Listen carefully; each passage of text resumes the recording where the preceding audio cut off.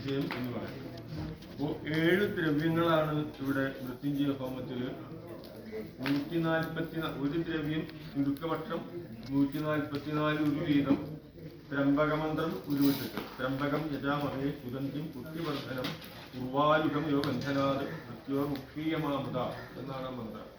അത് നമുക്ക് വീട്ടിലും നമുക്കും അതായത് ഒഴിവുള്ള സമയങ്ങളിലൊക്കെ ജപിക്കാവുന്നതാണ്.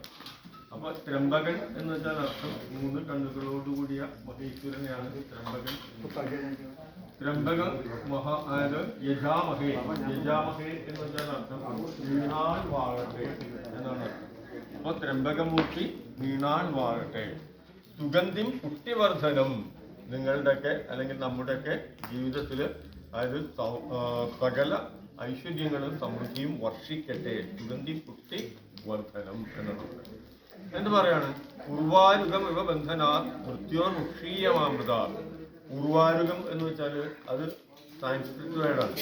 ഉർവാരുകം എന്ന് വെച്ചാൽ വെള്ളരി, കുമ്പളം തുടങ്ങിയ പഴങ്ങളെയാണ് നമ്മൾ എന്തെന്ന് വിളിക്കുക? ഉർവാരുകം എന്ന് വിളിക്കുക. അപ്പോൾ ഈ വെള്ളരി അല്ലെങ്കിൽ കുമ്പളം എന്നൊക്കെ പറയുന്ന തരത്തിലുള്ള പഴങ്ങൾ പലപ്പോഴും നമ്മുടെ ജീവിതവുമായിട്ട് അതിന് ഒരു കമ്പാരിസൺ നടക്കാണ്, താരതമ്യം.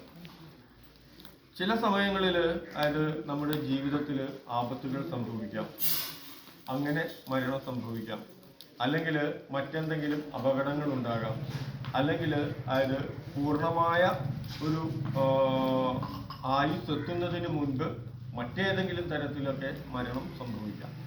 ഈ പറയുന്ന വെള്ളരിക്കും ചിലപ്പോൾ അതായത് കിളികൾ കുത്തിപ്പോകാം, അല്ലെങ്കിൽ ആരെങ്കിലും പറിച്ചുകൊണ്ട് പോകാം, അതല്ലെങ്കിൽ തനിയെ അതായത് ജീർണിച്ച് നശിച്ചു പോകാം എന്നുള്ളതാണ്.